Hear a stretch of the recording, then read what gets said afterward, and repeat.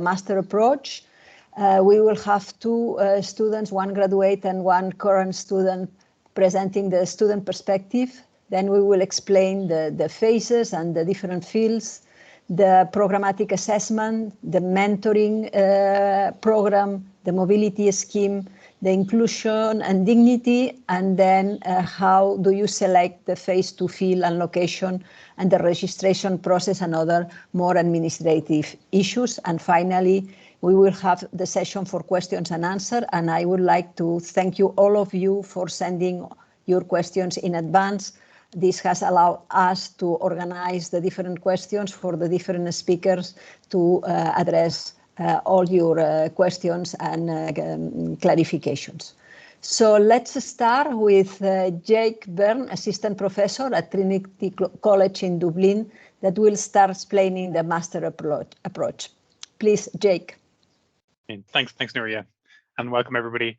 So I'm just going to give a quick overview of the approach to the masters, and just to emphasize as well that is a full-time program. So the whole program is designed with these sort of the Charm You education principles underlying them. Sorry, just getting a little bit of feedback there.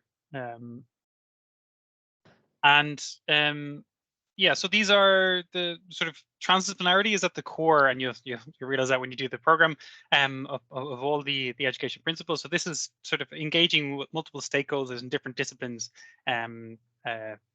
within the various different learning activities you're engaged with.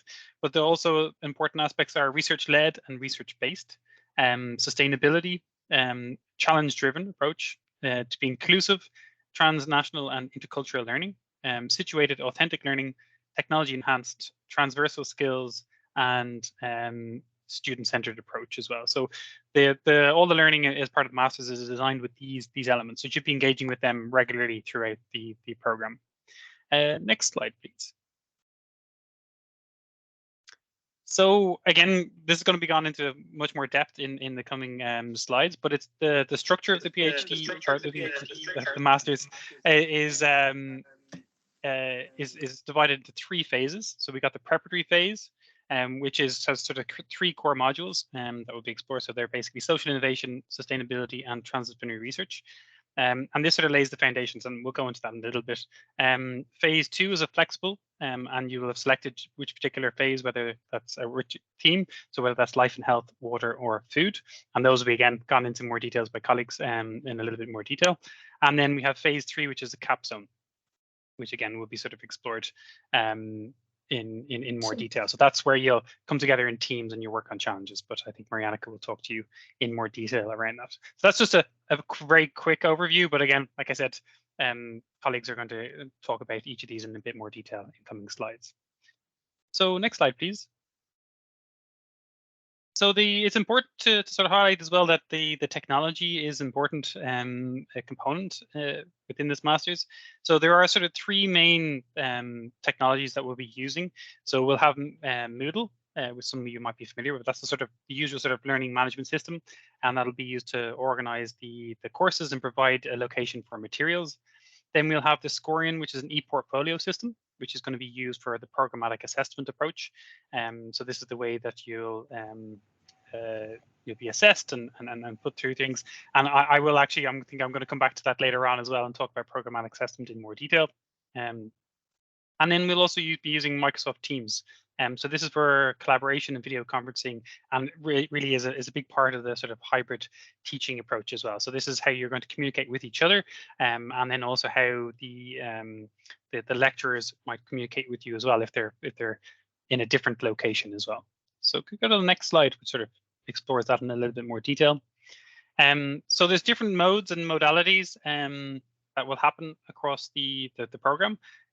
So the one at the start there, so the class is sort of taught by one teacher physically located in a hybrid classroom in one institution, and the students are located from the other hybrid classrooms from the other institutions. So the circles that you're sort of seeing there, they're actually physical classrooms where the students are based. And there will actually be as well sort of likely a teaching assistant in each location as well that you'll be working with, which is a little bit closer to the sort of second model you see down the bottom, where you have someone located in each of the locations, and you'll be potentially collaborating across those different spaces. Some activities you'll have local activities where you're working with your peers beside you, and in other activities you'll be collaborating with remote team members from across the different partners' locations as well. So there's different modalities you'll be engaging with, but the main, I suppose, one of the important parts is that you'll be sort of physically located in a classroom most of the time. So if you go to the next slide, you get a little bit of a feel for what that actually looks like in practice. So in each of the locations, there's a hybrid learning classroom. And you can sort of see there's sort of big screens around in different locations that either a remote lecturer or a staff member might be connecting in and delivering. I think you can sort of see me there on one of the screens. And I was actually collaborating with my colleague Sergio, who's there in the yellow, and he's locally in Barcelona. And this is the sort of the way that the format will could look in practice as well for when you're engaging. So hopefully that brings the previous sort of abstract slide into a little bit more clarity there. If you go to the next slide, you sort of see a little bit of an example of a timetable, and draw your sort of particular attention to, there is a column sort of teaching locations where it says hybrid classroom. So the majority of the activities will happen in the hybrid classrooms. There can be some online sessions as well, and those will be highlighted in the timetable where they will be you know, online only. But I think in this particular situation, actually, they are largely. But you can sort of see as well the rough structure of like a day. So it'll usually sort of go from around 10, you know, CET till about 5, usually is the very latest. But usually it finishes a little bit earlier than that. So that's the sort of general structure. And in this case, this is for phase 1, and it'll be sort of 3 days a week as well. And you'll have activities done, sort of, you know, work on the other days. And it's important to note as well, although the delivery is on 3 days, there will be a lot of assignments as well given, and you're expected to sort of work on those other days within your teams and on your individual components as well. So it is a 40-hour expectation. So that is what's expected in terms of the weekly workload for students on the program. I think the next slide also gives another example of a timetable for phase 2 as well, so the mix, and you can sort of see it. It's similarly in terms of, it's sort of 10 to 5 is the usual, and in this case it's Monday, Wednesdays, and Thursdays as well, and Tuesdays and Fridays would be off in that. So that's just a quick overview at a sort of a high level of it. I think we're going to hear from some students now. Has Dasha showed up? Because we have Eileen and Dasha are going to just give a little bit on their perspectives, and then other colleagues will follow up with a bit more detail after that. I'm not sure if Dasha is here, but yeah. Yeah, I'm here. Hi. Okay. So do you want to go first, or? Yeah, I was here mostly for the questions, but as a general feedback of the whole master, because I have received some questions from students about working possibilities. I think maybe the teachers will address it as well later on. But as a team member of the group where 2 or 5 people had extra like work on the days off, it was quite challenging for the entire group, because of course we understand the situation and the needs of the other students, but it's kind of expected from all of us to contribute in more or less similar, equal manner and fashion. So if anybody is planning to work, you really have to account for that, because indeed the schedule that we have just seen is mostly about lectures and in-class activities, and the free days are dedicated to work on the projects. They are really important, and you kind of have to commit to them if you want to get a good grade in the end. Yeah, so I actually also kind of missed that we were presenting. I thought I was also here for the Q&A mostly, but so yeah, I'm already graduated from Charm, so I'm happy to answer any questions about maybe the capstone, or I saw there were some questions about assessment or future jobs. So maybe I'll just get to that later during the session.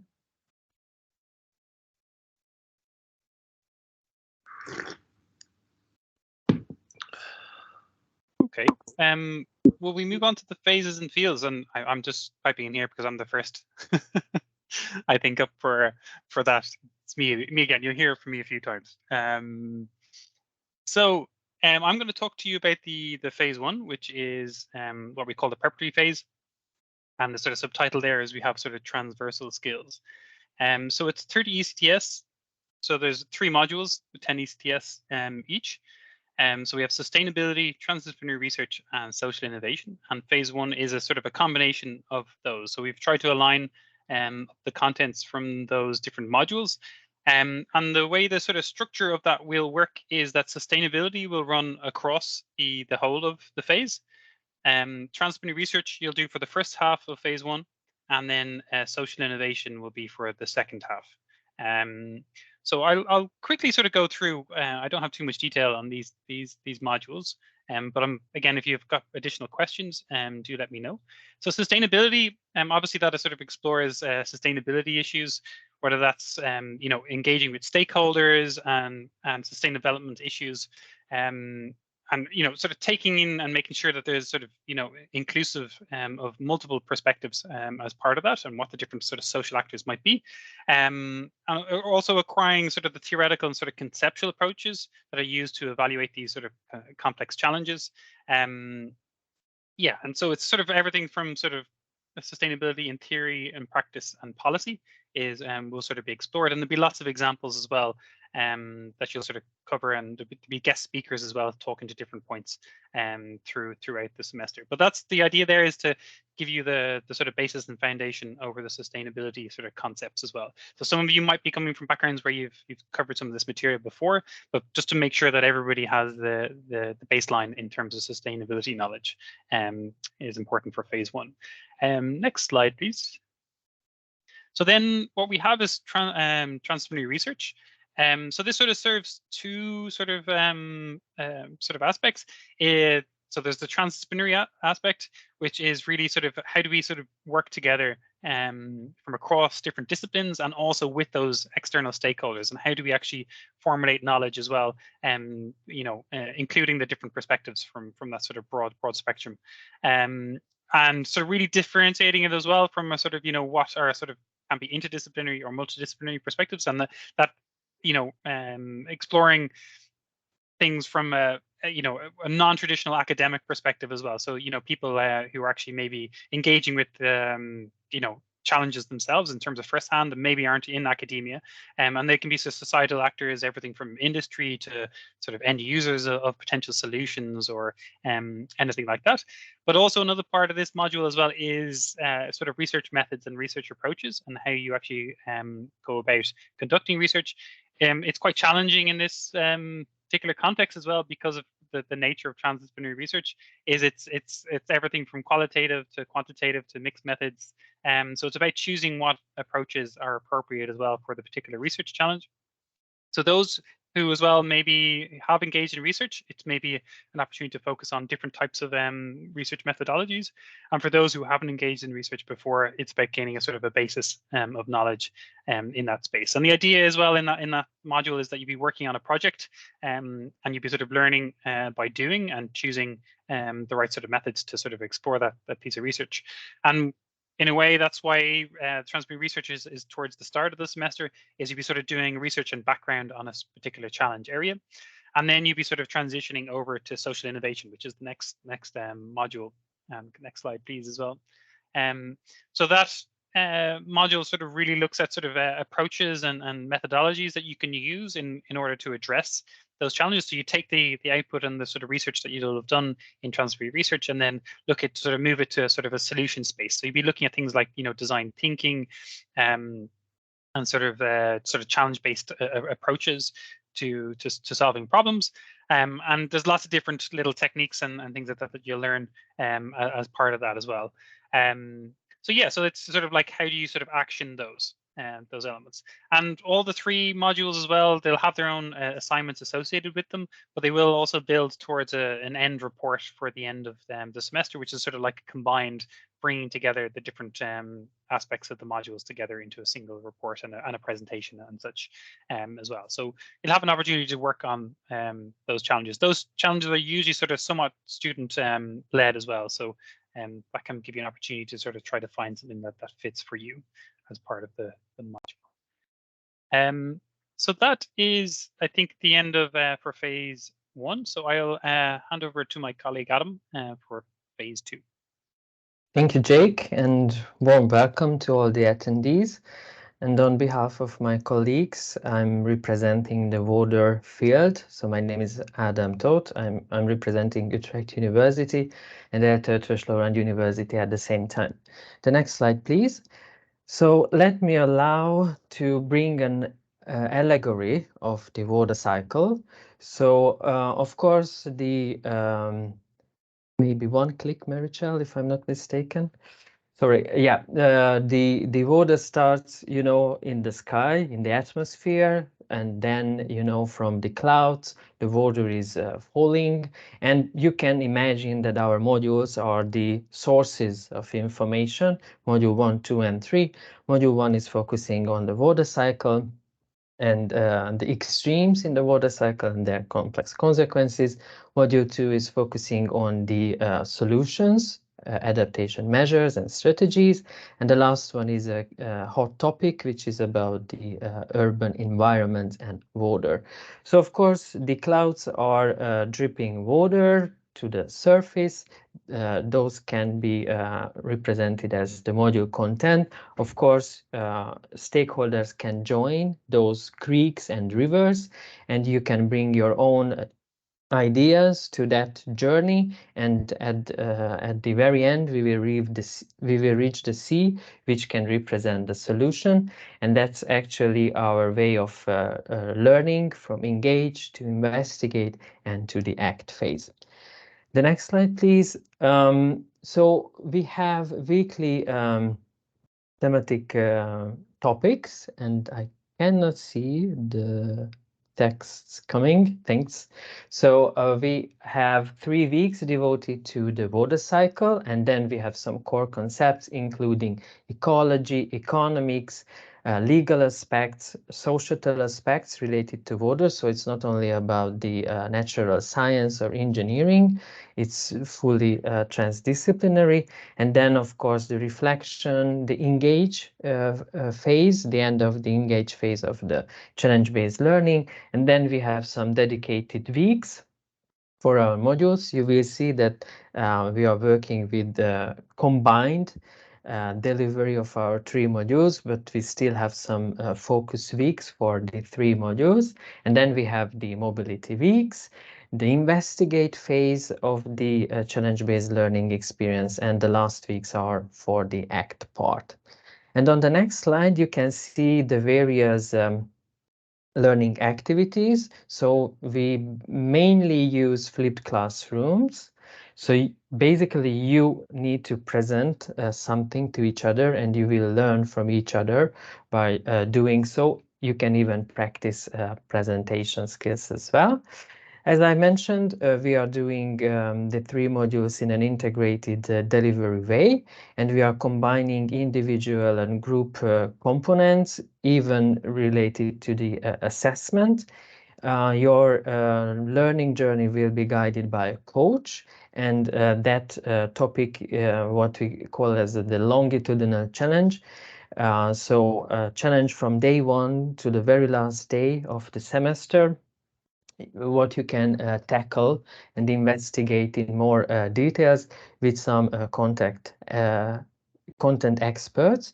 Of course, we do have the mobility activities, and then we have some fun parts as well, like the book and film club, which is rather, you know, focusing on current topics, even, you know, on Instagram or TikTok, what you can find on social media, what is a hot topic recently.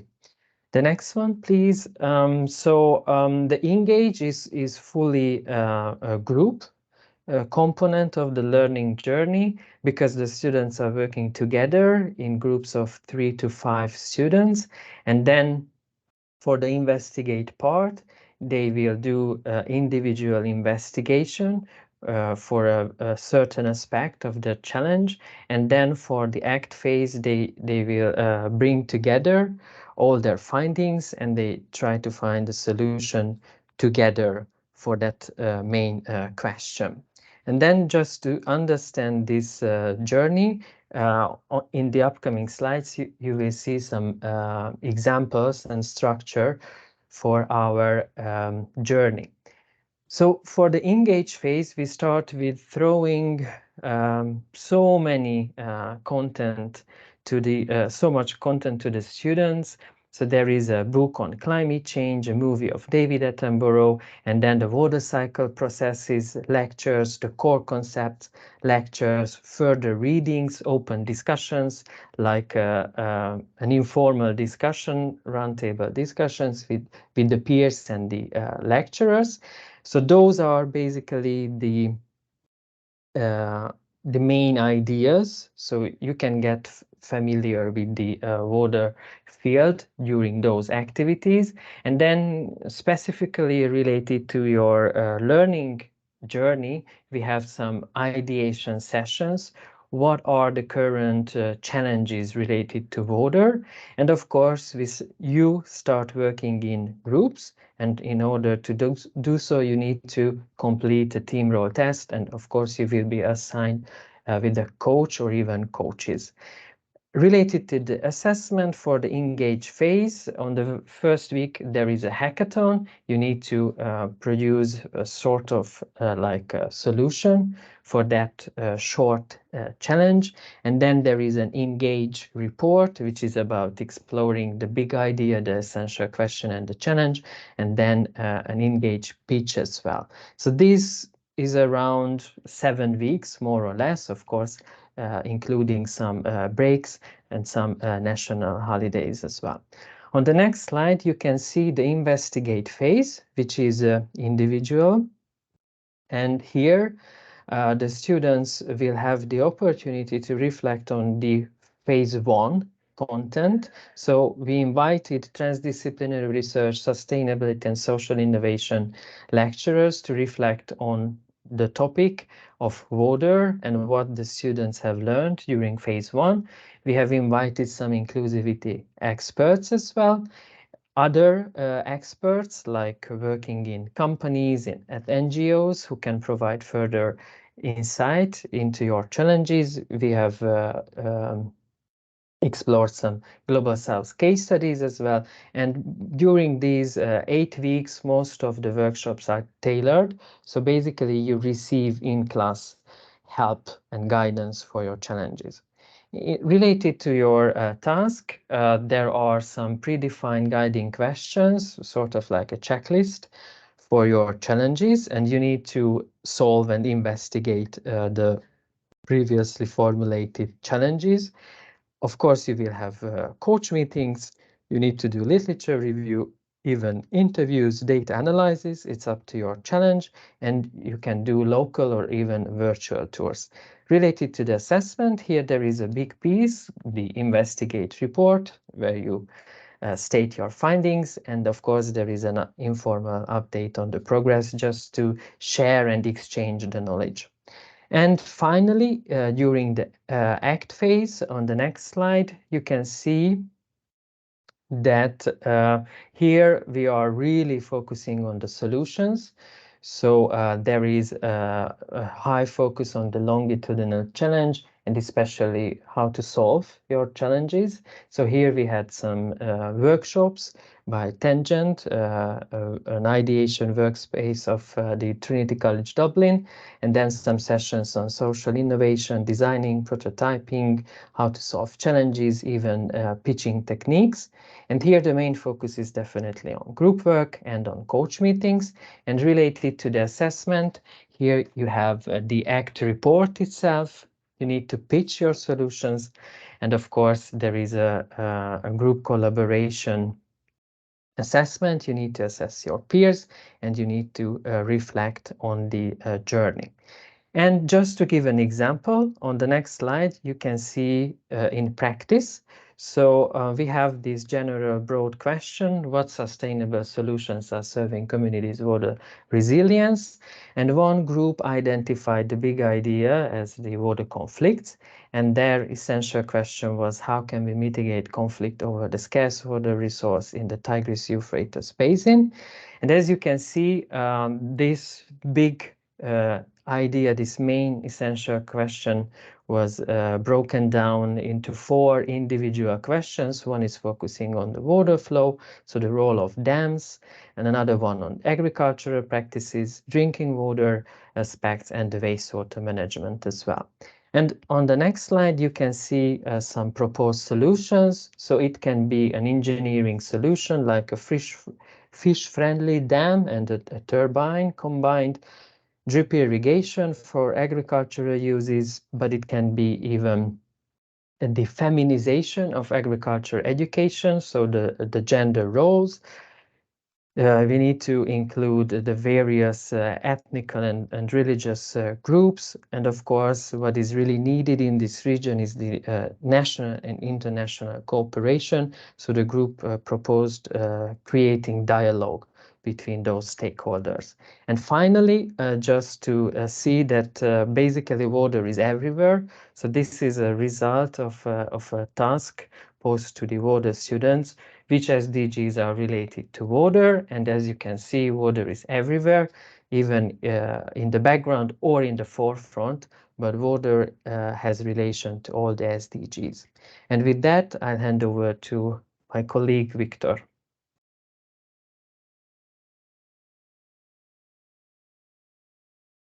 Victor, you are on mute. We don't hear you. Sorry. Thank you very much, Adam. I also warmly welcome all interested in the flexible phase in the food field. Next slide, please.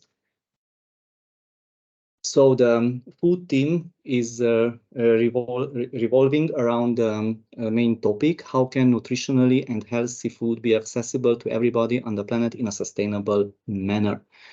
In order to tackle this challenge, we propose 3 modules. Module 1 on food, health, environment nexus, Module 2 on sustainable food systems, and Module 3 on food system transformations. These modules will run sequentially, and their role is to identify the problem and to make the state of the art, then to evaluate further in Module 2 the food system, how to render them sustainable, and in Module 3, which are the transformations, interventions needed in order to achieve this goal to have sustainable food systems. Next slide, please. So as this transversal challenge is too big, we also offer to students 5 so-called macro challenges, one on consumption of animal origin products, on ultra-processed foods, another one on local and short supply chains and sustainable development. We offer also a macro challenge on deforestation and other environmental issues related to food production, and one related to health problems. Next slide, please. And what we would like to ask the students is to form inter-university group and to propose their challenge within these macro challenges. These macro challenges were chosen because they are in line with the SDGs formulated by the UN. They are also controversial, but this is one of our objectives, because this challenge-based learning is also based on debate, on primary research, and all these issues are open-ended. On the right hand of the slide, you can see some of the challenges proposed by the students. They were focusing on sustainable, for example, fishing, on the role of agroforestry in soil health, and which implementations are needed. But we also had challenges focusing on the Great Green Wall in Africa. Next slide, please. Then in module 1, we will set the stage. We will talk about key concepts, understand the macro challenges. We also will talk about historical perspective of food provisioning, and you will define your challenges. And then we will analyze each aspect, each dimension, the food health nexus, the food environment nexus, the cultural, social, and economic impacts on food and diet. And of course, in order to understand, to make diagnosis and to make the state of the art of your challenge, you will be assisted with lectures, seminars, workshop in this interdisciplinary round table discussions organized with the participation of partner universities and external stakeholders. Next slide, please. In module 1, the assessment part is related to workshops. So we have peer-to-peer learning, role-playing, language register workshops where you will be introduced how to present your challenge from the stakeholder point of view, actor involved in the food production, or from how would you present your challenge to mass media. So this is the diagnosis part of this topic track. Next slide, please. And then in module 2, you will learn about how to analyze these food systems, which are the dimensions of food system, what should be evaluated, how should be evaluated, the methodology and tools that are needed in order to evaluate the systems. Next slide, please. And after having studied this, the state of the art and the indicators, then the module 3 focuses on solutions from the producer side, for consumer and citizen side, and from a multi-actor approach will be implemented in order to address 3 basic research questions: which agro-food forestry food system transformations are needed, who is involved, and how to achieve this fair transition. Next slide, please. So here is what is important here, that you will be introduced to the agroecology principles and to the system thinking. Next slide, please. Okay. Next slide, please. It is a system approach which will be applied. Relations between food, civil society, state, market. This is very important. Next slide, please. Okay, so and in the food module 3, you will analyze the relationship with agri-food system transformations and governance, public policy, civil society, private sector, and we reserve 1 week to the uncertain future. In this case, we will organize also field trips in order to understand more what are the transformations and the interventions needed. Next slide, please. And here you can see the assessment, what is applied. So first of all, we have field trips, which are assessed. And then we have also a very important assessment on the final report, the challenge that students are choosing at the beginning of the track, and then they are reaching at the end to propose solutions to the challenge that they have chosen. Thank you very much for your attention.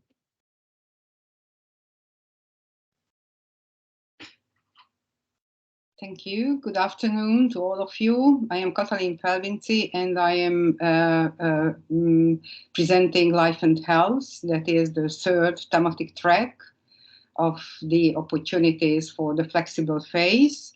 And I am coming from Ötvös University. Can we have the next slide, please? Yeah, and the next slide, please. Yeah, here what I wanted to do is just briefly summarize what might be seen as the core message of the whole thematic track. And it is that the first statement is that health goes far beyond the traditional health domains. Health is a complex phenomenon. Social issues and determinants should be in the center of understanding the health issues. Health is a complex phenomenon, and it demands intersectoral cooperation, transdisciplinary approach. Health is far more than physical health of people. In order to be able to achieve better population health, active cooperation of many, if not all, policy areas are needed. High quality research is essential in developing working interventions. Policy is the system which ensures that our well-developed interventions or scientific knowledge will contribute to the public good. And policy will ensure that science and professionalism will infiltrate into our everyday practice and reality. And one more click, please, because this is the most challenging question of the whole module: why some people stay healthy, live long and happy lives, whilst others are not able to, others not. Next slide, please. On the next slide, you will see the broad conceptual framework of the whole life and health theme in a nutshell. It would take a lot of time to explain it in details. I just wanted you to have a global understanding that we are dealing with all the possible issues that might be related to the health of human beings, from genetics to the environmental issues that might include social and societal issues. So the environment is much more than our built and biological environment. And we would like to concentrate on on global health related issues. So everything is together. And as you remember, there was a very good slide from Adam's presentation in which he showed that water is everywhere. I could have stolen that slide, and I could have said that life and health is everywhere within our sustainable development goals. We can move on to the next slide. Here you can just see what are the PLO domains according to which your achievements and your development and your educational journey will be assessed. And on the next slide, you will see the general structure of our thematic track. We are also having 3 different modules, and in a way they are implemented in a sequential manner, not quite, because module 1 would happen first, and module 1 is dealing with research-related issues. We can give a topic-related title of this module, and these are health challenges and solutions. But actually what we will be doing is learning and practicing how research can contribute to better understanding of life and health related issues. And the main expected outcome of module 1 is a research plan. Module 2 and 3 will be a bit better integrated, which means that the lectures and the workshops and a lot of group-related activities within module 2 and 3 are organized under the same umbrella, but of course they are two, in a way, independent modules. Module 2 is dealing with health policy and health systems. And the main message or the main issue within this module is how our research and how our problem identification can feed into policy and system development. Our better health and the public good can be served with good and evidence-based policies. And that's what we will be trying to learn about and to practice it in a way. And then we will move on to module 3, which is intervention planning, because it's important to know that maybe that we have high quality research, we have very nicely designed policies, but actually what we really would enjoy or suffer from the way they are implemented, and the implementation will happen through interventions. So the third module, which the title is Healthy Lives and Well-Being, is actually about intervention planning, and students will be able to learn a lot about how to develop a high quality intervention that is based on research, that is in line with the policy, and which is evidence-based. We can move on to the next slide, that is the final one. Here you can see an overview of the 3 modules. The first module, regarding the first module, we can say that the main takeaway message is that methodologically well-founded research can capture complex problems, challenges, and it can help to better understand the reality. the main takeaway message of Module 2 is policy should be evidence-based and evidence-informed and should take into consideration the interests of different stakeholders.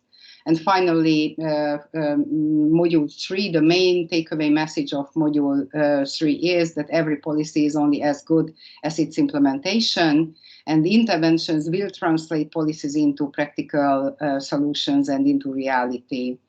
The implementation, and we can move on to the next slide. Yeah.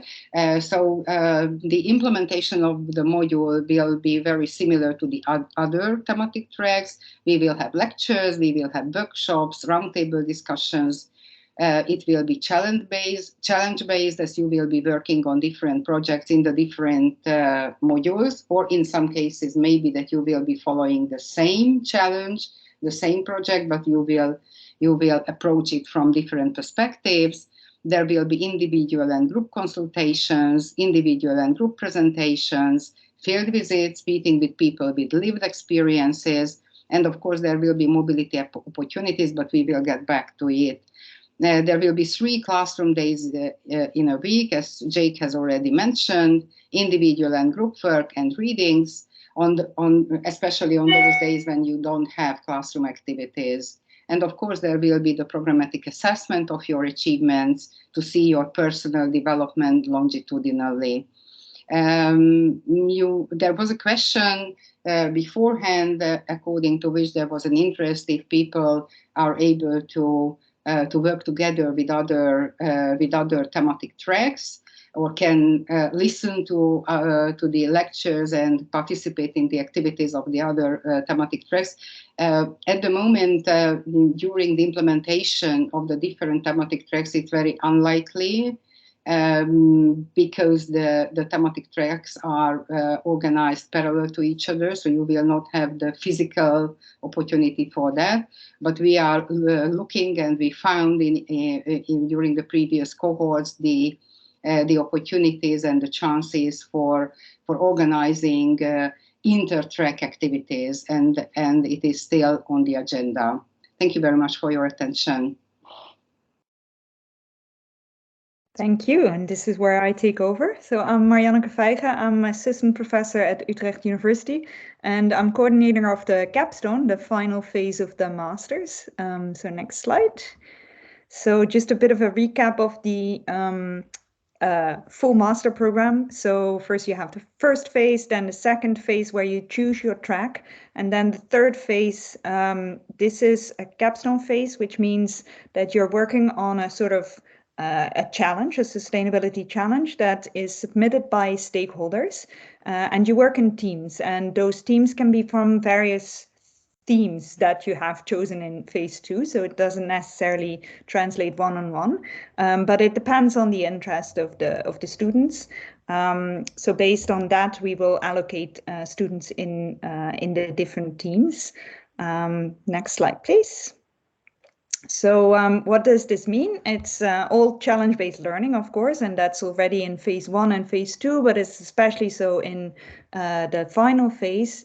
As I said, stakeholders from Europe and also sometimes from outside of Europe, they submit a challenge, and that's what you work on in teams of 4 to 6 students. It's for 6 months long.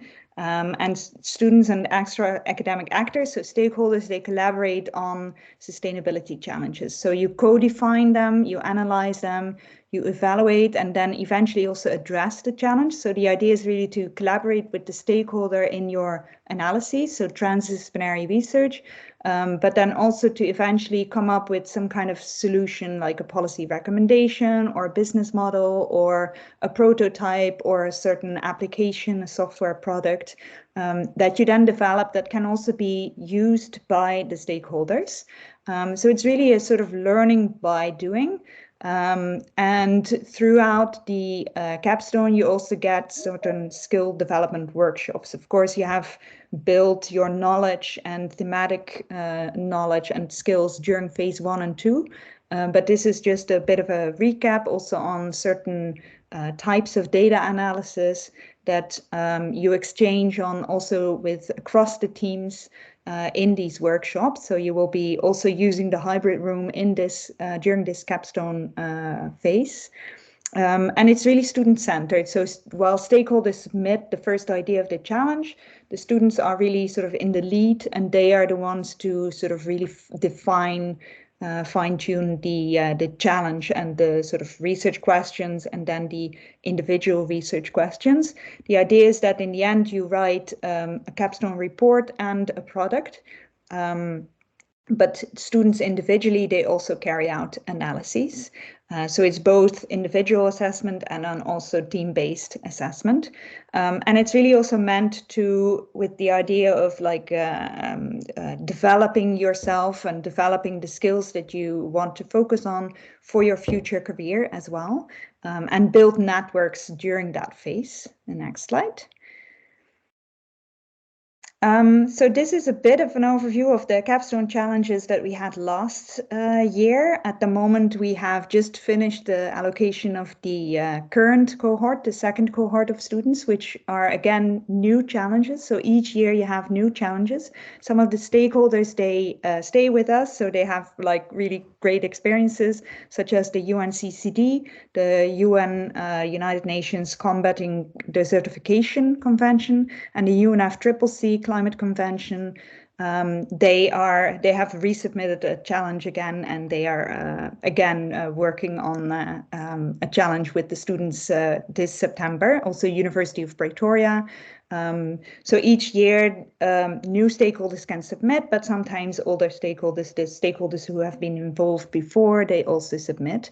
And you can see a wide diversity of themes, but also of stakeholders. So we have United Nations, sometimes we have research institutes or universities themselves in case there is a sort of transdisciplinary research project that they are working on. Sometimes it's also very local NGOs. So Utrecht Natuurlijk, for example, they were working on garden communities around the Utrecht municipality. But we also have global NGOs this year. There's WWF working with us. Oceanogamy was also a stakeholder that participated last year in ocean conservation, basically. So you see that there's a wide diversity of stakeholders, and also therefore a wide diversity of products in the end that are being developed by the students together with the stakeholders. So for example, the garden communities in Utrecht, they developed an app to facilitate more interaction with citizens and their sort of local nature and biodiversity. In the case of social supermarkets, for example, they looked at food banks basically across different countries. So sometimes teams can also sit in different countries to do comparative analysis as well of how each of these issues are dealt with in the country context. We also had one with the UN Global Compact on sustainable businesses. So there they developed a module for professionals, education for professionals, on how to integrate the SDGs into businesses, and then in particular the SDGs that are often not so very obvious. So for example, SDG 14 on ocean conservation, how do you integrate that? We had another team who looked at guidelines for restaurants in terms of taking account of any issues that are affecting oceans. And so, yeah, there is a wide diversity of themes and a wide diversity of stakeholders as well. But of course, we have common approaches to, well, the workshops, as I mentioned, but also to the assessments, so individual and team-based assessments. So these are all common across all the teams. And all the teams are guided by academic supervisors, and there will also be second readers judging the most important assessments there. Next slide. Yeah, this is just an overview of the possible capstone products. You can also find some of the themes online on the website. But basically the final sort of product that students come up with can be scientific reports or academic articles. So it can be quite academic focused, but then it can also be more non-academic outputs in terms of business models, maybe policy recommendations. Sometimes there's communication materials such as videos or infographics, software prototypes. So it can be quite a diversity of products that are the output of the capstone. Next slide. Yeah, I think some of the students also asked about the career opportunities. So let me just show you this one slide, and this is just an overview of where the current graduates ended up. So you can see that there is a wide diversity of stakeholders again, and many actually I've seen on LinkedIn that many ended up in the jobs that were related to their capstone stakeholder or that were directly with their capstone stakeholders, such as the UN. But some also find jobs in the European Parliament or in an internship with the government, for example. African women in agricultural research was one of the stakeholders, and some 2 students that I've heard of are now in Africa, where they do research with African women in agricultural and development issues. So you can see that there's a wide diversity of people. So some end up more in the sort of research side, some end up more in being project coordinator. We also have some sort of small companies, startups that are currently looking at capstone challenges for starting in September. So there's also people interested in sort of more the business perspective on how to develop your own business, for example. So that can also be an option. So yeah, I think I will leave it at that for a moment, and I can address any questions later on. Thanks. It's me back again to talk about programmatic assessment. So I'm going to give a quick overview of programmatic assessment as best as I can in the time that I have. So I suppose just to start out, it's if you sort of think about it a little bit like continuous assessment, where you might have multiple assignments throughout your modules and you have to submit them. That's probably not a bad way of thinking about it. But we also do the overall evaluation at a sort of phase level. So the overall evaluation happens at a larger level than just within the modules. So what I've created here is just a very, very simplistic, oversimplified version maybe, but you've got your 3 modules in phase 1, transmedia research, sustainability, and social innovation. And you have a number of different assignments that will happen throughout. So for example, you could have feedback on a draft research plan in transmedia research, you could have a video presentation in social innovation, or a pitch in social innovation, and then maybe a position paper in sustainability. Again, the line represents sort of over time as well. So that's an important aspect to keep in mind. So you'll have these multiple assignments and assessments, and you get feedback on those as well as you progress along. If I go to the next slide, please. So there is a, as Kadi sort of touched on as well, so you're going to be assessed in a number of different areas. Sorry, the text is a little bit small there, but the various different PLO domains that you're going to be assessed under are sustainability, transdisciplinarity, social challenges, collaboration, communication, scholarship, professional and personal development, and digital skills. So then actually just next, I think something else will come up. So under each of these PLO domains, there's a set of rubrics associated with that. And you can sort of see here, they sort of move from sort of pre-novice, novice, intermediate, advanced, and expert. And there's a description around what is expected. So each assignment will usually have sort of 2 to 3 PLO domains that will be assessed.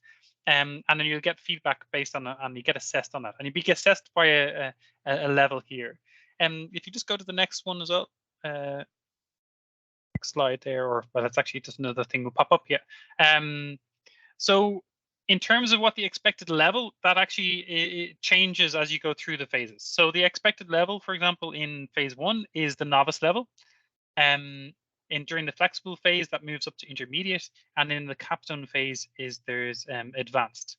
Now there is as well additional sort of like a novice plus and intermediate minus.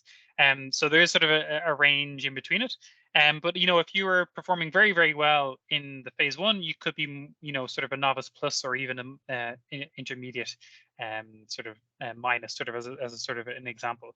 But you're only meant to achieve or expected to achieve in each of those categories, but those change as the phase goes on. So hopefully that makes sense in terms of it. So you get an overall outcome at the end of your phase. And I'm going to try to explain how that comes about as well. So if we go to the next slide, please. So there is the portfolio system, and I mentioned it earlier on, called Scorion. So when you submit an assignment to Scorion, what happens is basically you'll request some feedback, and then that feedback will come back, and it'll be basically put on what's you get a dashboard for that. Now that dashboard, as you can sort of see here, remember I had the different points that were all, for example, from different modules, but they're all represented on the single graph because you're getting assessed at the sort of phase level rather than the module level. So here we have, the idea here is you'd be sort of trying to get to the novice level as part of those assignments. But the idea here is this: you don't get an average necessarily as part of that, but it's more actually looking at sort of consistency, and that you're actually, you're moving off to a sort of a consistent level at what is expected in terms of sort of novice level. If you could just click one more time, Marichelle. So you'll, in addition to getting a level, you'll also get some written feedback on what was done well and where to improve upon on that. So if you click again, so basically this will be all aggregated, and you get one of these for each of your for each of the different PLO domains, and you get sort of feedback as you're going along, and this sort of builds up. Now there is a sort of what you call like a radar diagram or a spider web diagram here, and that gives you some indication, but again, it's not taken on averages. So if you're doing poorly at the start, don't worry, that wouldn't affect it. The idea is that you're meant to be meeting a sort of a consistent level towards the end, or progressing towards it. And that's also part of the idea, is providing you the feedback in order to improve as you progress throughout the phase as well. So I'm going to try to bring it all together. It's a little bit of a messy slide, the next slide, but if we go to the next slide. So this is the phase and the number of weeks at it. And I'm keeping my symbols as close as I can. So they'll be sort of spread out. There'll be more assignments than that in reality. If you could click one more time. So throughout that, you'll be submitting your assignments to the portfolio system, so to Scorion. And each of those will be then sent to assessors, or your teachers, or even peers as well can also assess and provide feedback to you. They'll give you the particular level and give you some written feedback. So all of that is then collated together in your dashboard. If you could click one more time. You'll also have a mentor, which is actually I think you're going to get presented on in more detail shortly, but you can actually talk to them and they'll be able to have access to your portfolio, so you get some feedback from them as well, outside of the feedback from the teachers or the assessors, and they can give you some advice on maybe what you need to focus on and what you might need to improve. And that also feeds into your sort of your personal and professional development plan as well. But then when you get to the end of the phase, if you could click one more time. What that is basically that whole dashboard then is sent to what's called a programmatic assessment committee, which are your examiners, and they look at the whole portfolio together. And what they will do is they'll look at how you're performing under each of the PLO domains, and they'll give you a rating or a level on for each of those, and then you'll also get an overall level for the whole of the phase. If you click one more time. Yeah, so then that overall holistic judgment then is converted into a grade or mark at the end of each phase. So you get a numeric value. Now don't get too caught up on the numeric value, because there's a lot of important feedback as well that's actually probably worthwhile looking at within the portfolios. But you will get a numerical value at the end of each phase, and the overall grade and mark that you will receive as part of the masters is an averaging of each of those grades as well. So yeah, so the main thing about the examiners is they'll look at the whole dashboard, and they're looking for a sort of consistency and progression as well. So it's not an average, each of those marks. I just keep sort of re-emphasizing that, but it's a looking for sort of consistency at those levels. So it's really important when you're submitting the assignments to look at the PLO domains that you are that are included, and to make sure you're addressing those in an explicit way in order to sort of make sure that you're addressing those issues. But hopefully that makes some sense in the overall process, but I'm happy to answer some questions at the end on that. Hand over to Suza. Thank you. On mentoring. Thank you. Welcome everybody to this session. So my name is Zsuzsa Kovács, and I am the Mentors Coordinator. I'm assistant professor at Washington University, Budapest, Hungary. So if you could click to the next. Yeah, so I am going to present shortly this mentoring program. So I think that you have now created a whole impression about this kind of complex, interesting, but program with full of challenges and assignments. And I think that what is luckily, you're lucky that we created a mentor program to support you during your studies. So each of you will get at the beginning of her or his studies a mentor who will give support in different fields. For example, you have to write a personal development plan during different phases about how do you reflect on, what do you feel about improving, what are your goals, in what field you want to develop. So in this way, you have to show somehow about your personal and professional development ideas, and in this matter, the mentor will support you, give assistance in writing and giving feedback about that. Also, the mentor can access into your portfolio, and he or she can see your progression, so you can have discussion about that. If you have any difficulties, concerns about your assignment, the feedbacks you don't understand something, so the mentor can help you with discussing about that. Also, there is a mentor advice form the mentor have to fill out. It's somehow a formal reply to your personal development plan, in which he or she can write suggestions about how to improve, how to move on. So when you start your program in September, you will get a detailed package of information about all this mentoring. So don't forget, look for your mentors, try to contact him or her. Everybody will be allocated, so a mentor will be allocated to all the students. So in September, you can start to work together with a mentor in this kind of new challenges. Thank you. I think it will be.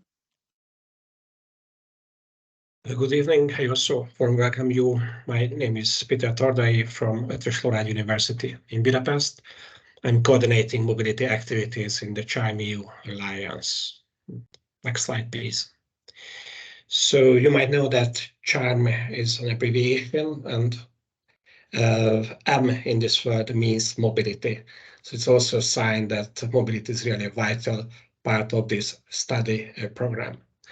And even if you will have the opportunity to collaborate virtually from the very beginning with your peers across the partners, we would like to provide you with physical mobility opportunities during the program, as it's really crucial to have first-hand experience from at least 2 partner universities during the 3 semesters.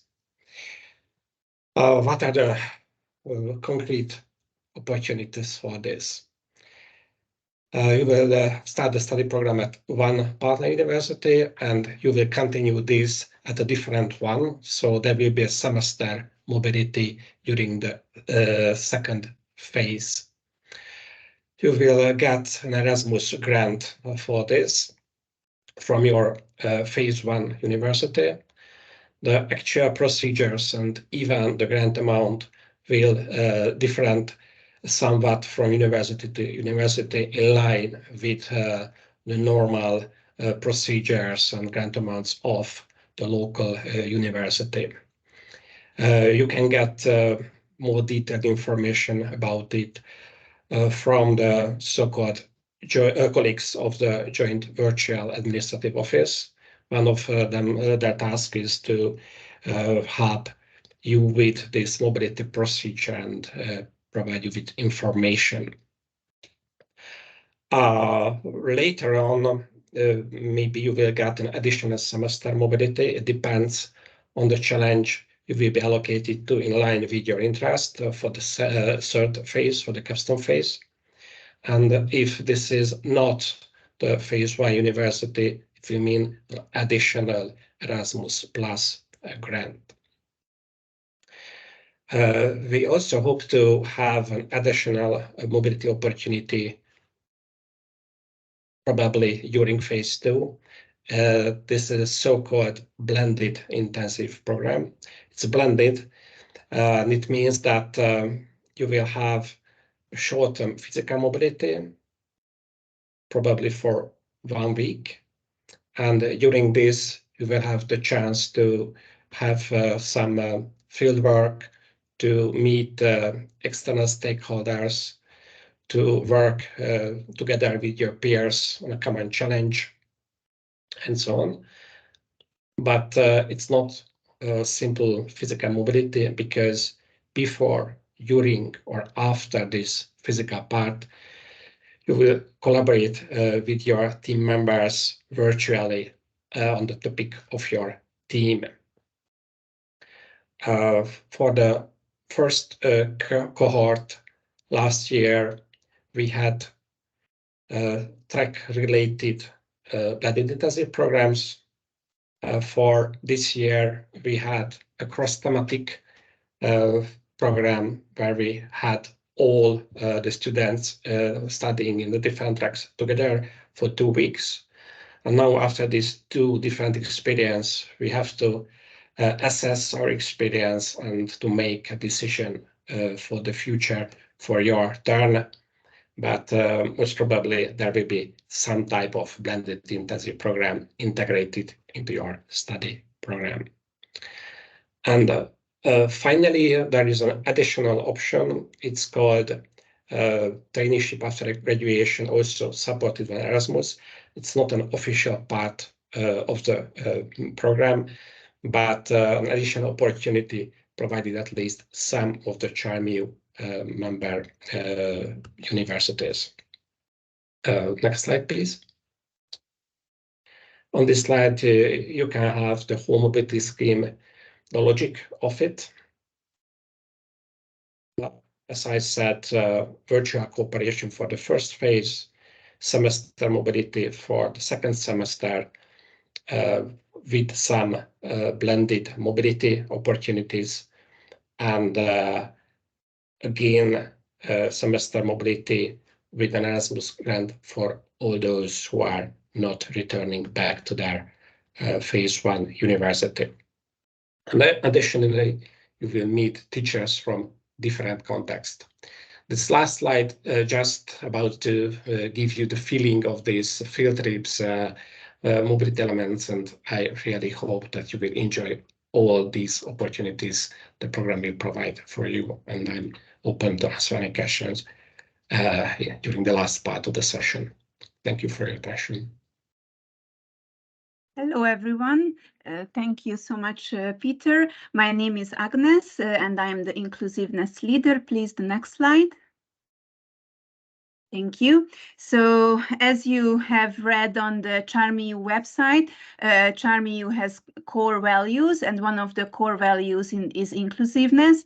And I also highlighted here what we understand on this value. But first and foremost, I would like to address and highlight that we have an intersectional human rights-based approach, and also a holistic approach to inclusion and diversity. And we also celebrate that human beings has multiple experiences, and that's why we have this holistic approach. Next slide, please. Thank you. So I brought you a road with a long road, and it really symbolizes the road to inclusion.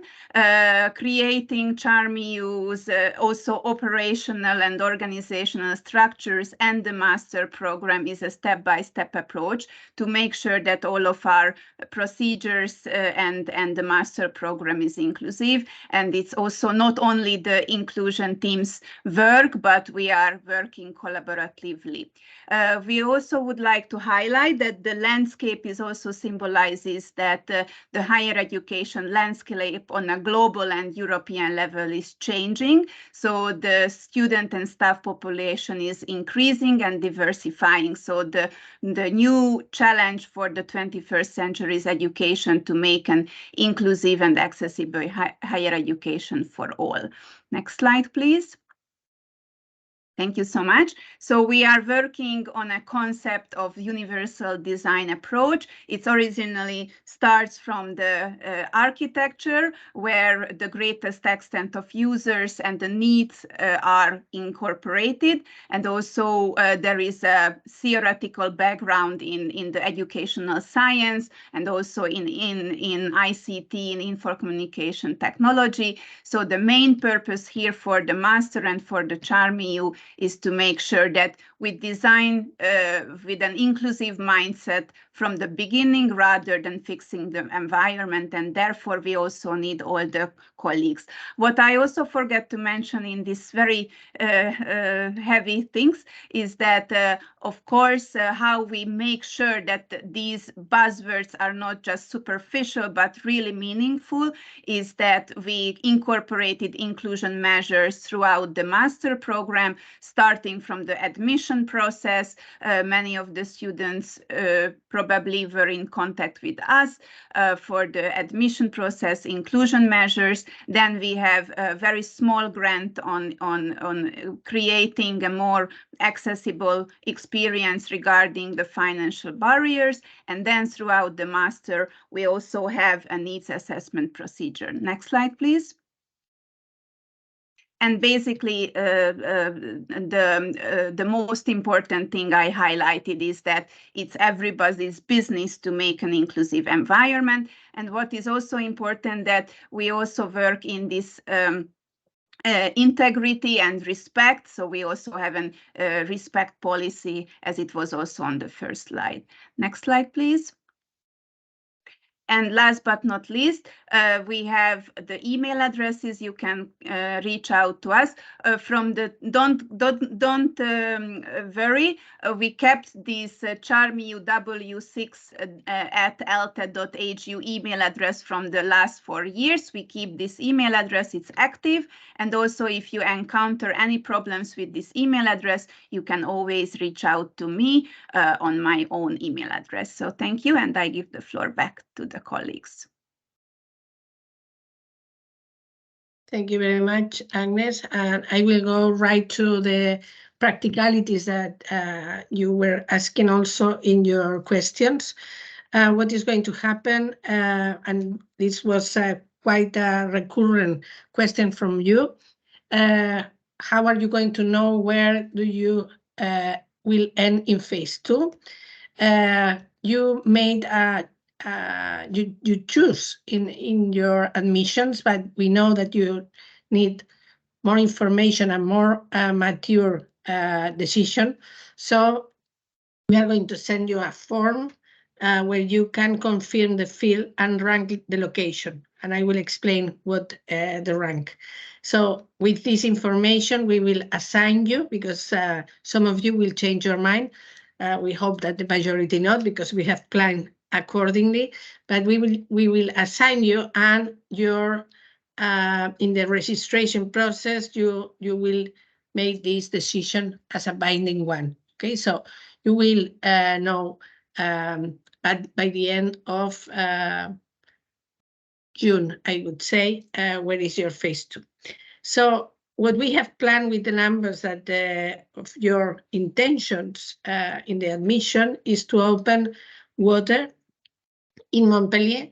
But if we go for more than 25 students, we will potentially open Barcelona. In the case of food, we are opening 2 locations based on your election in the admissions in ELTE and Barcelona, and Life and Health in ELTE and potentially in Trinity. Okay, but this will depend on your final decision in the coming days.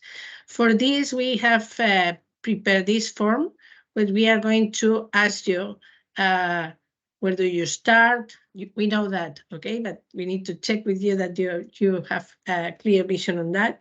And we are going to ask you that, for example, if you are going to choose water, so you will start in Montpellier, okay?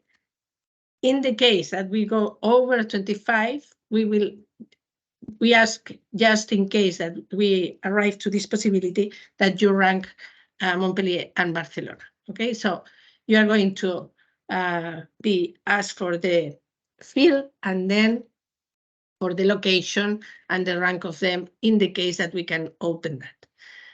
This would be sent, we will send it, I think we are ready to send it tomorrow, and we expect your answer by 12 Central European time on Monday, okay, 12th of June. And we want to communicate you the assignment on Friday so you can plan even in advance the second phase. Also, how it's going to be the registration process. We will ask you to send the required documents for the registration that you have started to send. We will give you a slot for registration. We are hoping to even start the registration process early this year, second week of July, okay? You self-register, but you can also be assisted if you have any problem. And once this is done, we will send you an email with the document that for the payment, 2,000 euros for the European and 13,000 for the non-European. Some of you ask if there are installments. There are 2 installments, one for the first year, 2,000 or 30,000 in the case of non-European, and the second year, the half year, you will pay the rest, 1,000 for European and 6,000 for the others. Once we have the payment and confirmation, this is done, okay? Also, what is going to happen with the registration process, you will receive an identity that will have this structure with your name or the initial of your name, dot the surname, and the digital identity of Utrecht, as all the supporting applications in terms of education, scoring, that Moodle and so on, are based in Utrecht. You are expected to arrive on time to your phase 1 university for the orientation day, that is 1st of September. It's a Friday, we know. This is the reason, because we start almost every year by this date to have the first orientation day, you have the weekend, and then you start full speed on Monday, okay? And you have also questions about accommodation and local queries. Please contact your GBAO locally, because the accommodation possibilities and processes are quite different depending on the country, okay? So please check with them. Just to finalize with some of the questions that you also sent to us, who is giving the award? The 5 universities give a joint award, okay? So the 5 logos will be there, but you are going to receive only 1 parchment. The accommodation, I comment that.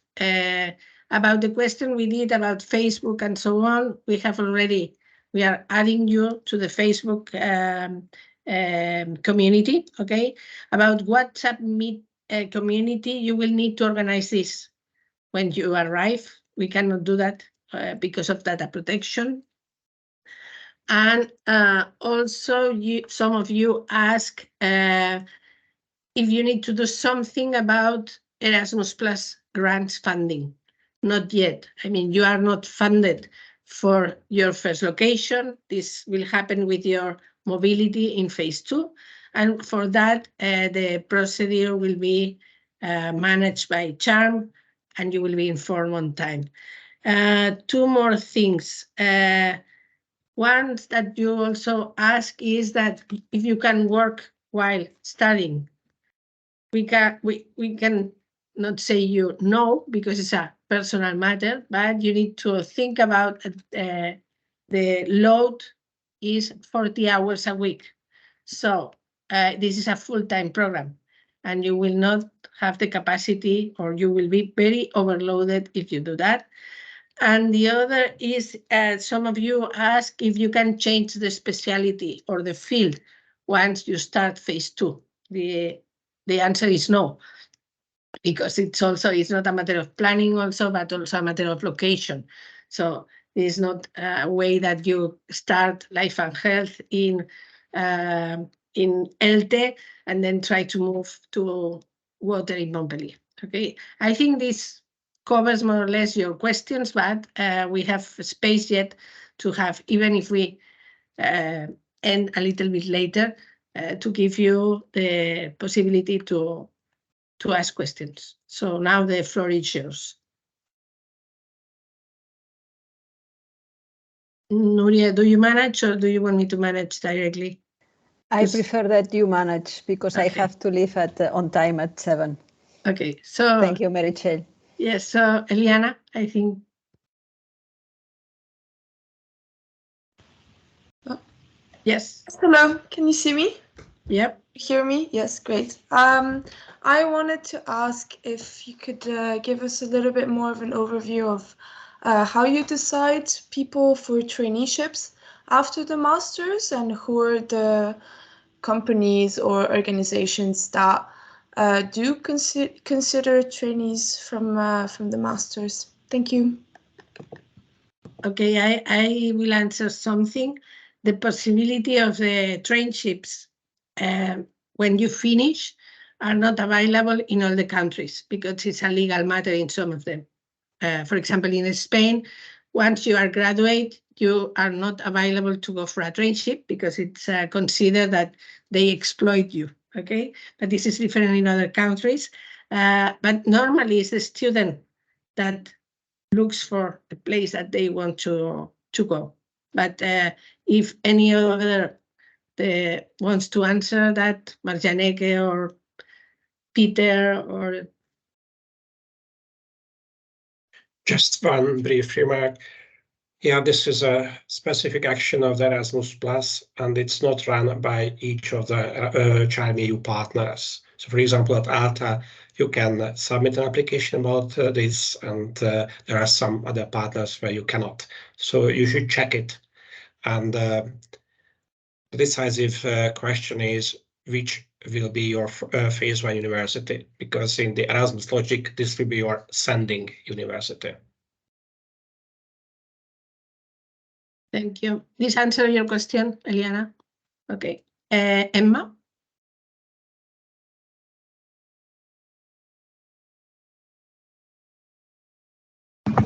Hi. Hello. Hi. Hi, sorry. I'm so sorry. I was so focused on making notes what the previous girl said that I lost my question. Okay. I just needed a moment. you can raise your hand again. Yes, thank you so much. I'm so sorry. It happens every day. Don't worry. Okay. Anyone has any other question? Marcelo.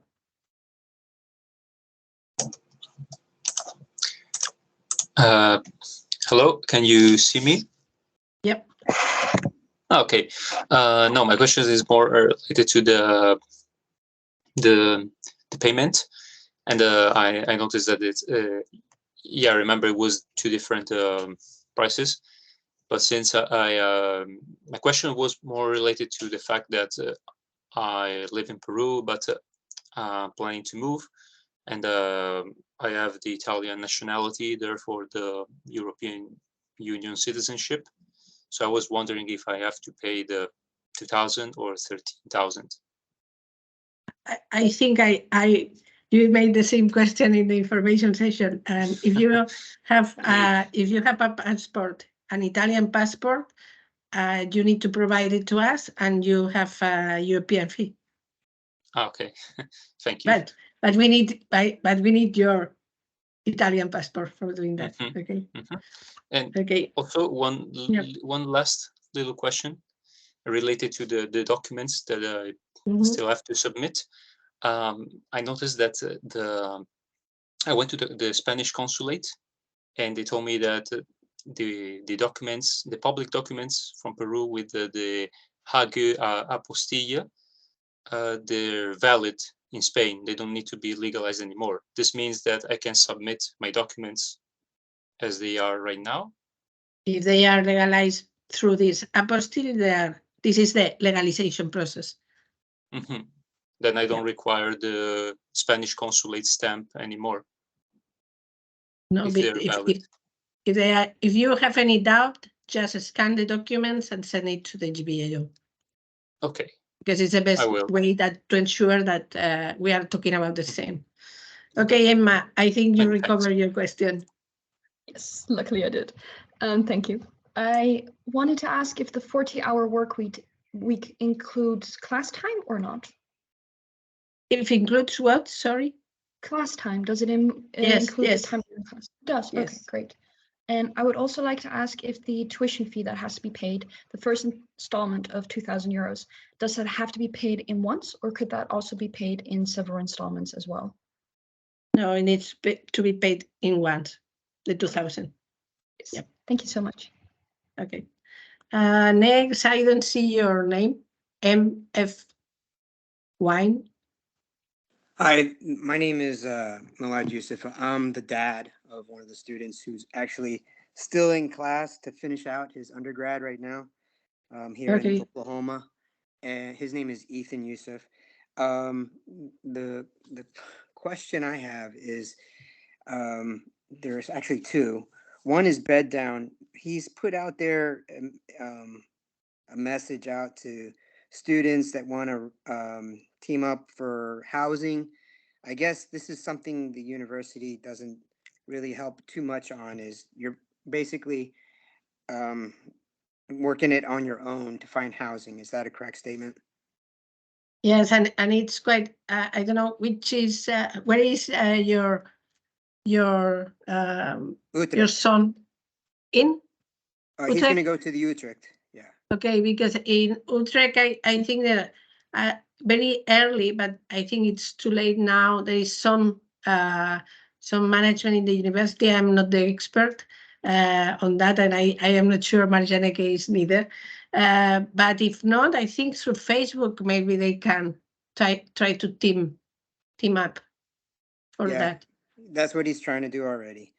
And also in the case that he's looking for something, I think he can write the GBAO in Utrecht.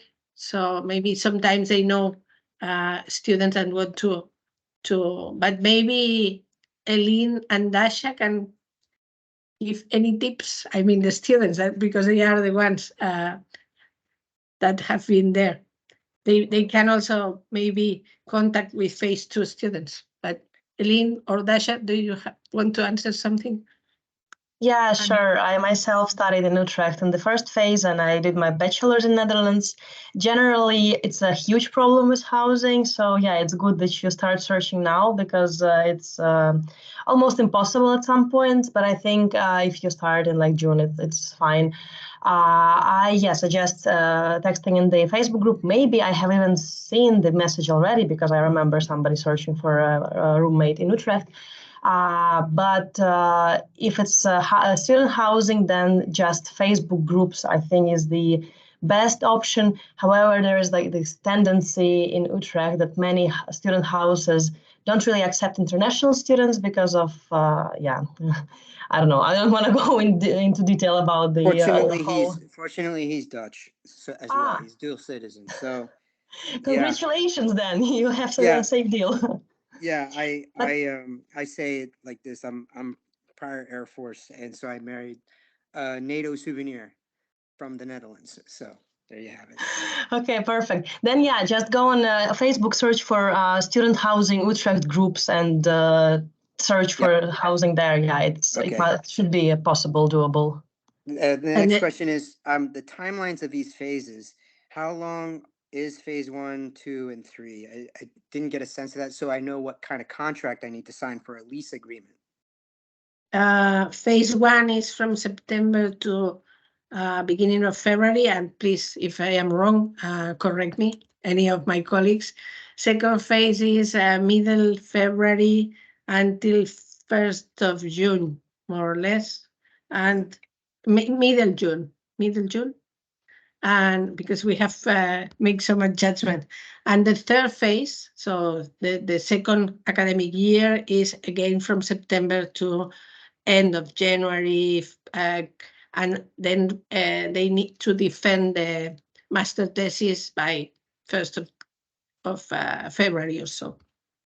Oh, okay, so keep his lease agreement through the end of February, or just to the end of January? Yeah. For phase 3. Yeah. We have communicated to them the exact academic calendar, and I think it's also in the website. I will look at it, but they have received it personally. But I will try to search it while answering other questions. Okay. The last question I have, the mobility briefer kind of made it sound like the grants were something automatic, or is this something he has to apply? You know, when they move, is there? So there's the €2,000 tuition, and then there are these charm grants. What are they? When are they applying? What's the process? I didn't really kind of understand that. When they move, if I understand properly your question, and I will give the floor to Peter, the mobility in phase 2 is compulsory. Okay, so your son will start in Utrecht and will be in another university, depending the field that he's going to choose. For this mobility, they can apply for Erasmus Plus grants. Okay, and this application is done while they are in phase 1. Okay, but it's done through CHARM. Okay, Peter, do you want to extend my answer or? Just briefly. So for the second year, the financial support is granted. So they will have to submit an Erasmus Plus application, but quite frankly, it's a formality. So they will get this financial support. It's a couple of hundred of euro per month. It depends on the actual phase 1 university, somewhere in between 350 university up to 600 euro per month for the semester mobility. And also, if we will be able to organize a blended internship program for the students, they will get an additional financial grant for this. Okay, so the mobility track is track 2. Yeah, it's compulsory for the second semester. Okay. Probably it will also happen during the capstone phase, the third semester. Okay. Okay. All right. Thank you.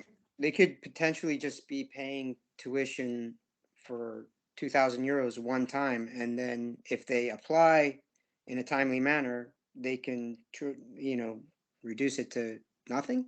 Is that what I'm catching? No.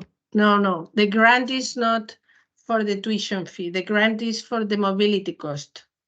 I got you. I got you. So the tuition is the tuition, okay? And then they can receive funding for moving to the second university.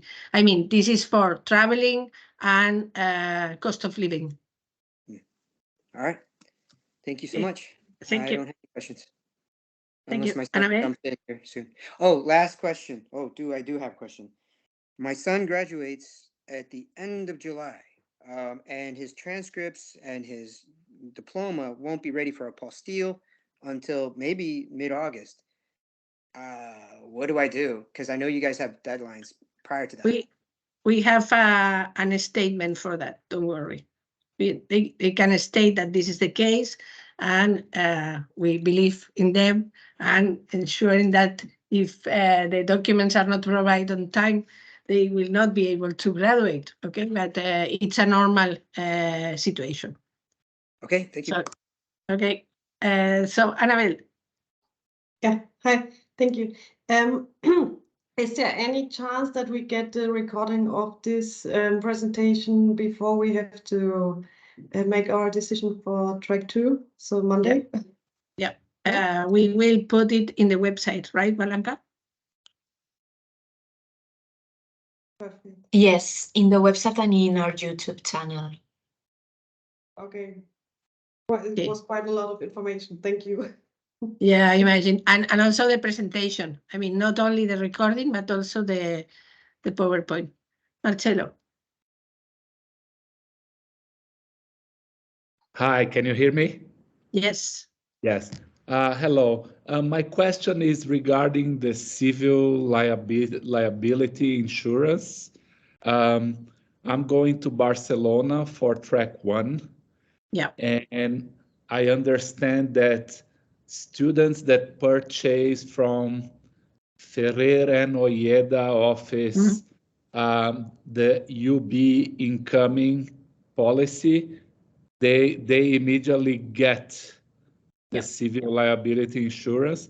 But I'm in a tricky situation because I will have to purchase like a full health insurance that costs much more than the UB incoming plan because of visa issues. My Lithuanian passport, when I go to Spain, in order to register in Spain, I need to provide proof that I'm fully covered for any health issues. So the UB incoming plan will not work for me. I'll have to buy another kind of insurance from Ferreira Ojeda or maybe other company. But these other insurance, they do not provide me with the civil liability insurance. So I'm in this catch-22 situation that I don't know where I can buy civil liability insurance if I'm not getting the UB incoming plan. Do you know what I could? Okay, so yeah, in your case, just write the CharmU office in Barcelona, and we will check this specific case with you. All right. Thank you very much. Okay. Katia?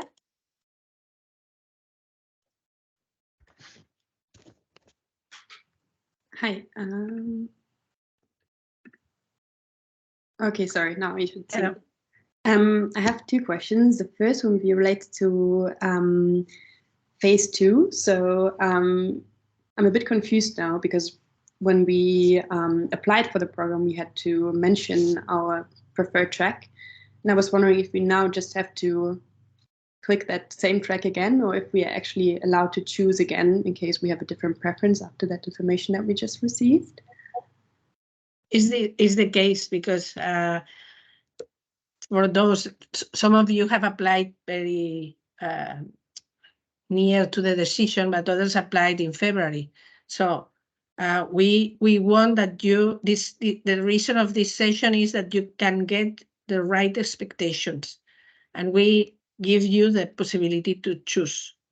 Okay, if you confirm, better for us because we have more or less planned. Okay, but we have give you more information now, and you are already in a different moment of decision than when you applied. So we consider more ready to decide now than before. Okay, perfect. That sounds great. And then my second question would be related to the third phase, because you showed a list previously about projects that you offered in the past. And I was wondering that if we are basically encouraged to, I don't know, apply for a project or, I don't know, enroll, however that will work, that is very much related to the track that we chose? Or could it also be that we choose a track, but the project sounds so interesting, even though it might be more connected to another track, that we're still allowed to choose that? Marianne. So the phase 2 doesn't necessarily influence your choice in phase 3. So you can, and we are also looking for diversity because each of the themes in phase 2 also bring in different types of knowledge. And we also want that sort of diversity. So while it can be on like a water issue that always connects to like other sectors, for example. So that's what we are looking for as well. But that said, so what we are doing is like we offer the challenges that have been gathered from the stakeholders. So stakeholders submit a challenge and then we check on eligibility. And then once we know that the stakeholders are fine, they know what they can expect and they have capacity to work with a team, then students can choose from these challenges. And then we start the matching to see how many, most priority is for us to get as many students in their top, first, second or third priority as possible. And then we start the team formation based on that. So it's not necessarily based on the phase 2, but we also look for diversity within the teams. Okay, thank you. Eileen or Dasha, do you want to comment something on your own experience or? Well, in my experience, everyone got, I think, except for maybe 1 or 2 students, everyone got their first choice as well. We did have to write some motivation for the challenges we chose, just in case there were too many people interested in one challenge. But in the end, I think it worked out pretty well, I would say. Yeah, I agree. I personally got my 4th challenge choice, but I'm not mad about it. I actually enjoy it much. And also regarding your first question about phase 2 and like making decisions, if you want some insights about the phases and if you want to talk to people who are following those phases right now, so like food track or water track or life and health track, you can also contact me and I will connect you with people from those tracks and you can have the hands-on experience from them. I'm personally doing food if you are interested. Pardon, what did you do? Food. Okay, great. Then I might contact you. Thank you very much. Thank you very much, Dasha and Eileen. Alex? Hi there, can you guys hear me all okay? Yep, awesome. Okay. We can hear you, right? You can hear me? Seeing Okay. you, no, but oh, right, okay. So, okay, what was I going to say? So, yeah, so I'm doing water phase 1 in Montpellier. I had a question regarding mobility, actually. So, in terms of phase 2, as far as I've understood it, so it's mandatory for mobility to occur in phase 2. But I spoke to one of your colleagues and she said that if the forms on Monday, say, for example, they open water for phase 2 Montpellier again, would that then mean that I would stay in Montpellier for phase 2 and then I would move mandatorily in phase 3, say, for example, for capstone? We need to treat your cases once we know the final numbers, because depending on the numbers, maybe we open another location. If not, we will treat you especially. So compulsory mobility is for second phase, but at the end, the important thing is that you move at least to another university, okay? So as we are opening only one place, we will check with you how can we ensure that, okay? But at least until now, we can treat you case by case because you are a manageable number, okay? Yeah, no, absolutely, yeah. Okay, no, that makes sense. So essentially, if numbers work out, then that would be the case. That would be, I guess, the scenario of staying Montpellier, but then obviously move in phase 3 to, say, Barcelona, for example. Okay, no, I just wanted to confirm that because I spoke to Miriam about the situation. So, the worst scenario is that you stay in water in the second semester, and then a very interesting challenge that you will die for that appears in Montpellier. Okay, this is the worst scenario that can be. Because then you will need to move compulsory. Okay, but we will manage step by step. Lisa? Okay, thank you. Lisa? Hi there, good afternoon. Can you hear me? Yes. Okay, great. So I have basically 2 questions. First one is regarding to the document we need to submit by the end of June. It's that so those cases, I come from China, and all my documents are apparently in Chinese. So I have already have my degree, diploma, and my transcript legalized in English, because Yes. I thought that our program is in English, and according to the document, I noticed that in case a translation into English is required, this original document produced by a sworn translator must be submitted. But here's the issue. So I read the website from UB, and it says that this document, this legalized translation, need to be transformed in Spanish. Is that correct? Yes, but I think we accept this in the program. But let me check with Barcelona, okay, to be sure. Can you provide us the documents you have digitalized so we can answer you properly, seeing the documents you have? Sure. I have several emails in between the GBA. Miriam? Yeah. With Miriam? Yeah. Yeah.